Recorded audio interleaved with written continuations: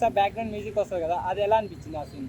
Complete వేరే అదైతే నాకు పీక్స్లో అనిపించింది. లైక్ ఒక్కొక్క ఎలివేషన్ ప్రభాస్ గురించి ఇచ్చేది మాత్రం నాకు కంప్లీట్గా అవుట్ స్టాండింగ్ అదంతా.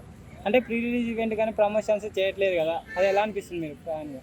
ప్రమోషన్స్ ప్రీ రిలీజ్ ఈవెంట్ అవసరం లేదు యాక్చువల్గా. పైన స్టార్ ఆల్రెడీ ప్రభాస్. నాకు తెలిసినంత వరకు అయితే ప్రభాస్కి ఇలాంటి ప్రమోషన్స్ అవసరం లేదు ఇప్పుడున్నంత హైప్ వరకు. ఆల్రెడీ ముంబైలో మీరు ప్రమోషన్స్ ఏం చేయకపోయినా కూడా 120 ఫీట్ కట్అవుట్ పెట్టారు థియేటర్ ముంగడ, మీరు కూడా చూసే ఉంటారు చాలామంది.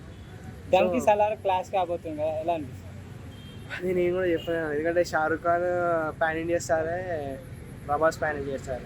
సో ఇద్దరిది క్లాషెస్ ఒకటేలా ఉన్నావు అండ్ కంపారిజన్ అవసరం లేదు.